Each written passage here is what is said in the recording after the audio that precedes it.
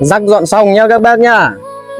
Sản xuất 2020, tải 3,5 tấn, dài 4,4 m. Bác nào học việc thì alo cho em nhá.